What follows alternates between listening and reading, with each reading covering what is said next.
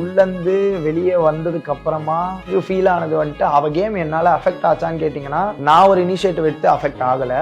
ஆனால் அவ கேம் என்னால் அஃபெக்ட் ஆச்சு, அது எனக்கு தெரியும். வெளியே வந்துட்டு இங்கே என்ன நடந்திருக்கு, என்ன காமிச்சிருக்காங்க, அதை ஆடியன்ஸ் எப்படி ரிசீவ் பண்ணியிருக்காங்க, அதை எப்படி இவன் மேலே வந்துட்டு திணிக்கிறாங்க அப்படின்றத அவள் பார்த்துட்டு வந்திருக்கான். ஸோ மனசளவில் ஒரு பொண்ணு பயங்கரமாக பாதிக்கப்பட்டிருக்கா, அவள் ஹர்ட் ஆயிருக்கான். எனக்கு வந்துட்டு ஜென்யூனாக ஒரு சாரி கேட்கணும். இல்லை ஆதிரையை பொறுத்த வரைக்கும் உள்ளே இருக்கும் போது நான் என்ன பண்ணாலும் அவன் கேம்னு நினைக்க ஆரம்பிச்சிட்டான்.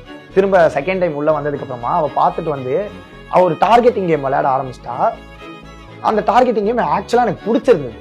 நான் அவகிட்டே அதை சொல்லியிருப்பேன், நீ ஃபர்ஸ்ட் டைம் உள்ளே இருக்கும்போது என் பக்கத்துலேயே இருந்து என் கூடவே இருந்து ஒரு கேம் ஆனால எனக்கு அதை விட எனக்கு ஆப்போசிட்டில் உட்காந்து விளையாடுற இந்த கேம் தான் பிடிச்சிருக்கு, come let's do it now அப்படின்ற மாதிரி நான் வந்துட்டு அதை சூப்பராக இருந்தது. எனக்கு ரொம்ப ஜாலியாக இருந்தது.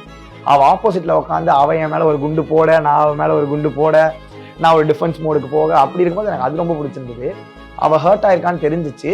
நான் எது பண்ணாலும் கேமுன்ற மாதிரி அவள் ஒரு புரிதலுக்குள்ளே போயிட்டா.